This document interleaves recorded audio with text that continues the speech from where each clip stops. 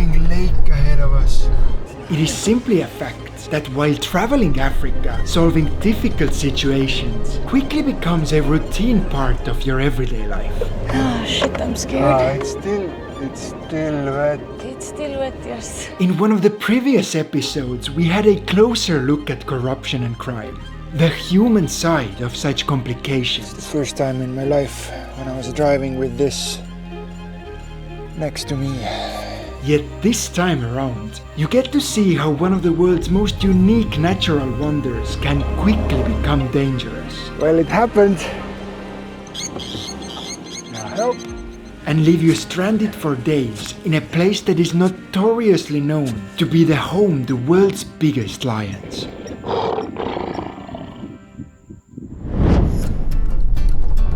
So we started our morning today in Mon and we went to the office of Okavango Mokoro Community Trust Office.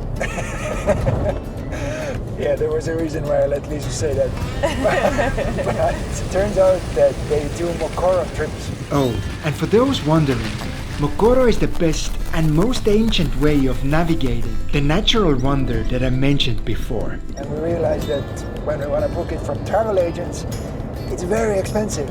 But if you go straight to the place that organizes them, you can get 2 people for 40 euros.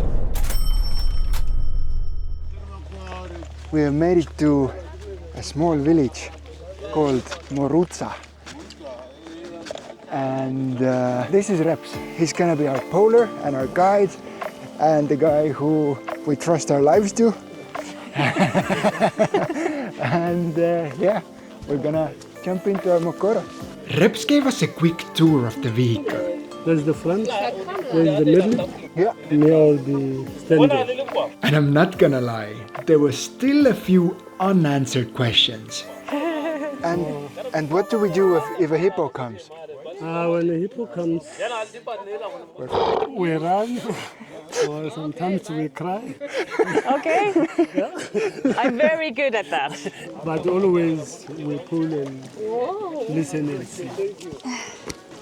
And we're on the water, almost. Water lilies. Around here, for hundreds of years, these boats have been a vital part of life. At the age of 7 years, 8 years, you must know how to pole. How to pole. You have to go for fishing Yeah. and collect some firewood in another island. When we came on the boat, I thought like Reps is gonna do hard labor and he doesn't have water with him. But now he's just drinking from the marsh. And he does it every day. But being completely honest, the main reason we came here was to better understand this region called the Okavango Delta. Is that the hippo? Yes, Yeah. it is. We come in peace, hippos. We come in peace. Okavango River, you see, is quite unique because instead of an ocean or a sea like most rivers, it slowly fades into Kalahari Desert, which each year during the high waters creates a floodplain similar in size to the country of Slovenia. Accompanied by Reps's stories of the land and its creatures, we slowly floated across the marsh. It was calm and beautiful. Thank you, Reps. That was amazing. Nice journey. Yet for us, this boat ride marked but the beginning of a much larger adventure.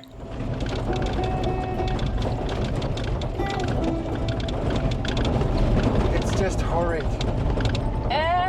It's violent. This here is the road that takes you to the most important tourist destination of Botswana. However, our complaining suddenly stopped as we realized that we were not alone. Holy moly! We're on our way to Okavango. And on the road, there are 5 of them. 5. One more showed up. A coalition of cheetahs A group of young males staying together to increase their chances of reaching adulthood. Yet seeing 5 of them together is truly rare. That's one of the coolest nature sightings we've ever seen. So in few years, if things go right, they might star in quite a few nature documentaries. Holy 5 cheetahs. They were right next to the road, going about their daily business. One of the cheetahs is actually chewing on a beer can, like somebody has thrown it in the nature, and I think it feels interesting to him. This is just look at him. Well, and let this here be a reminder to all of us that our trash simply doesn't belong in the wild.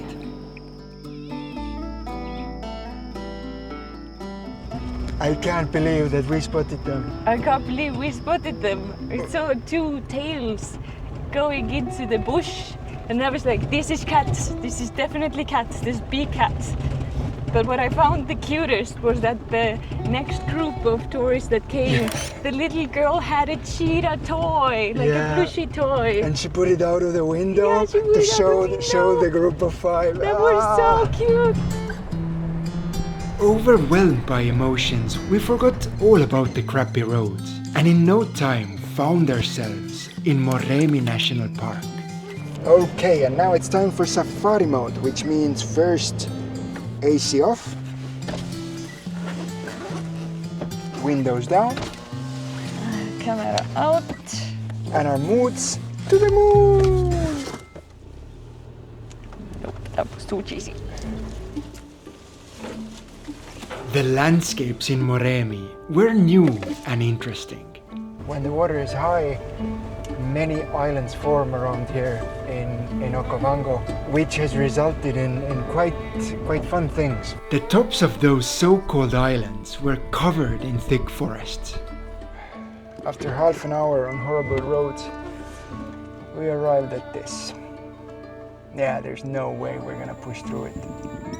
Yet between them lay shallow lakes that separate the islands from the rest of the world. What scientists believe is that during those high water times, lions were stuck on certain islands together with buffalo, and so it came evolutionarily necessary to grow bigger, because to hunt buffalo you have to be big. Buffalo is one of the meanest animals out here, and for this reason most likely this place here is home to world's biggest lions. Swamp lions they're often called, and on average they weigh 60 kilograms more than their cousins who live in the savannah. However, for us, much more pressing problem was getting from one place to another. So if they're saying that there is bridges and sometimes these are broken, this is what they mean. These are the bridges that go over the deepest parts of the delta channels. During our visit, out of the 4 supposed bridges, only 2 were operational. And this meant a lot of risky water crossings, which can leave you stranded in the most hostile places. Come on, Jimmy, climb, Climb, climb, climb, climb, climb, and we're through. climb. Yet after passing through the first peril, I was having trouble understanding Liisu's reaction. How are you? You are really damaged from the last time. I'm so damaged from the marsh road that I'm so afraid.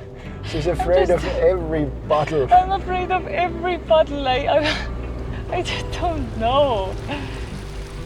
And of course, doing it again didn't make the situation any better.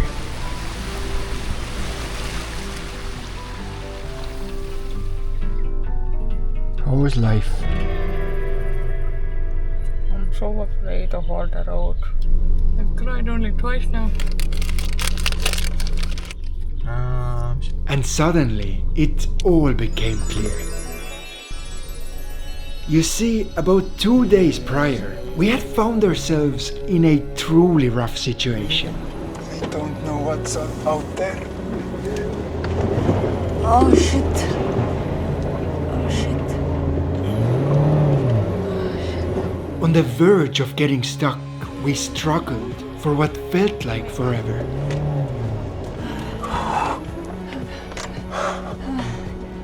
We're so fucked.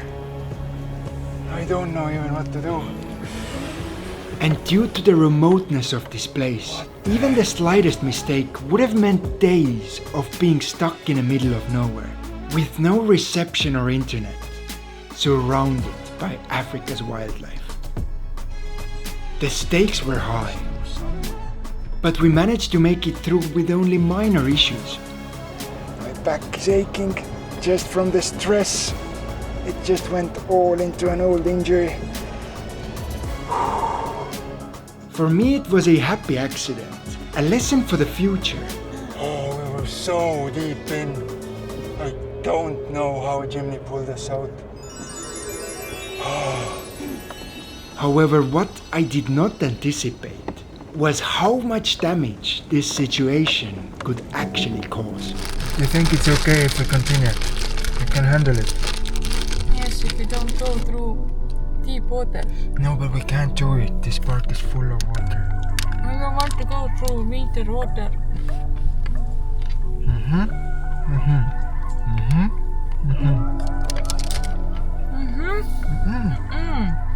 It felt truly horrible, knowing that my driving had caused emotional trauma to a person that I care about the most in this world.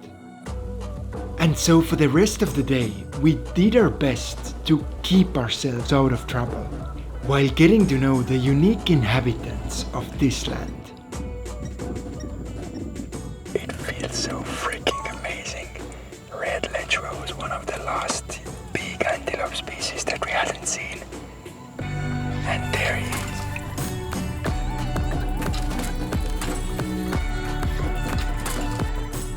Oh, the tiny one!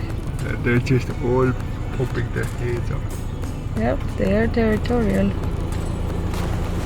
Until finally, it was time to retire for the night. We have made it to our campsite at Third Bridge. It is a private site which has a tree in the middle and then like grill spot, water, and yeah, there's not many campsites available. I think there was like 9. Again, the campsites are completely unfenced, so wild animals can and usually do wander through the campsites at night, but that is nothing new for us anymore.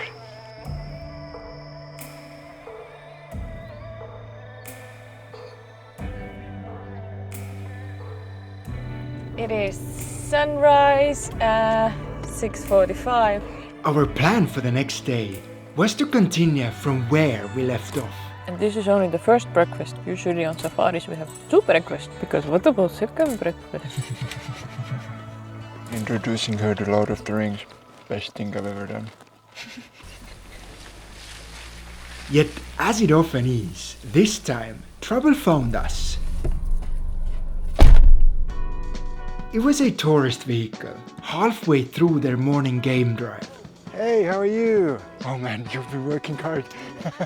Yet as it turns out, even for a Land Cruiser, which is built for such conditions, the mud of Okavango can still be treacherous.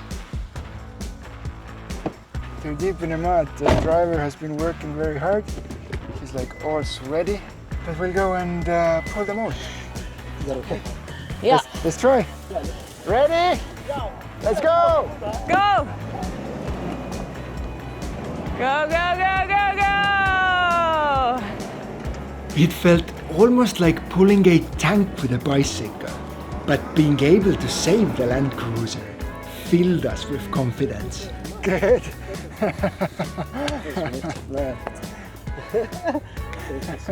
We were on top of the world.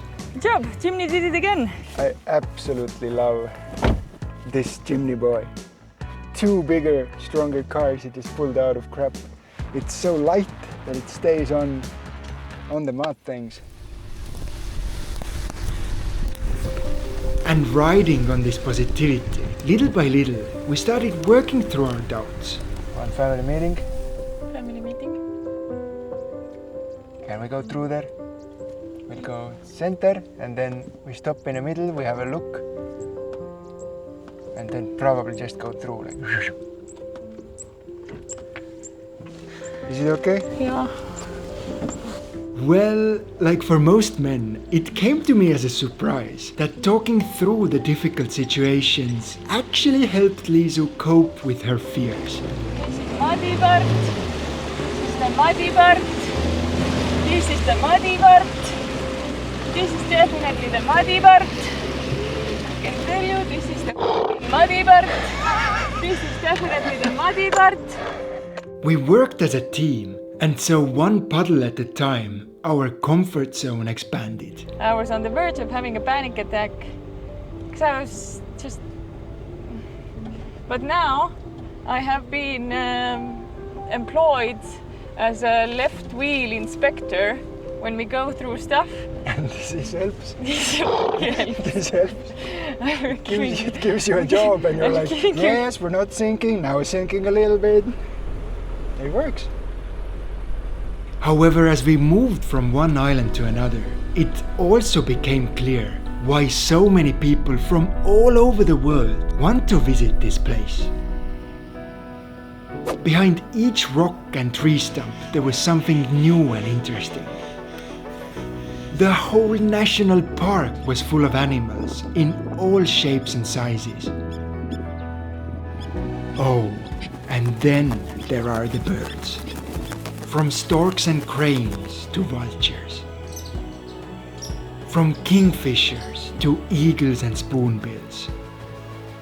With over 400 recorded species, this delta is often listed among the world's best birdwatching spots. But for me, even more important than the nature was of course the fact that we had found a way to support each other through the difficulties that this park presented. And just as we started making our way towards the exit gate, 2 tourist vehicles stopped us. Due to the missing bridges, they were unable to find the road that would take them to their campsite. Well, of course we decided to help. We turned around and one more time drove over the muddy fields, leading the way of a safe passage. And then, right after saying goodbye to the people we helped, it happened. Well, it happened.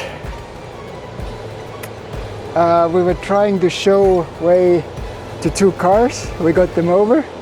And now when coming back, we got stuck ourselves. Talk about karma. You try to do something good. Well, being completely honest, it was my arrogance, not karma, that got us stuck. Nope. While overestimating my abilities, I had accidentally driven into the tracks of a much heavier Land Cruiser. And after a soft splash, we were stuck on our belly, with the tires barely touching the ground. Stuck in a mud hole indeed. Joe is gonna start digging. There's nothing to dig. It's so... Digging did hardly anything. Almost like a tortoise on its back, our chimney wasn't moving. Yet while knee-deep in the mud, the only thing that I could think of was how lucky we were that it happened here. Tell me honestly, this is not what you wanted. No, this is not what I wanted. I don't believe you. A similar situation anywhere else in the park could have left us imprisoned in our car for days. But here, it hardly took 5 minutes for the help to arrive. Get traction, you go. Yeah. Dig it up. It's pretty deep.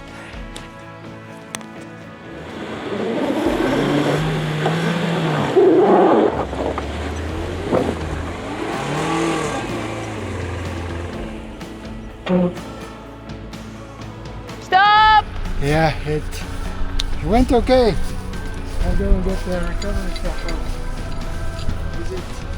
Okay, anyhow, we have gotten ourselves out of the freaking mud hole thanks to a good couple from South Africa. You need to help people on the road, otherwise when you need help, you don't have karma left. It's funny to think that helping us out of the mud and spending an evening together will forever be a part of their honeymoon story. However, leaving behind Okavango also marked something special for us. It is day number 31. 31 nights we've slept. In a rooftop tent. 31 days we've lived in a car. We've driven through almost 10 national parks. So many days of safari. Deciding to travel this part of the world independently in a rental car was really one of the best decisions we ever made. The animals, landscapes, and stories will stay with us forever. And if you would also like to experience the wild side of Africa in a similar way, then make sure to check out our travel guide linked in the description below. But for us, this here was the finish line. So to celebrate this thing, We're gonna pick that up later. Promise. good job, we did it. Cheers, love. Cheers. Friends, thank you for joining us on this incredible journey. Take care and bye.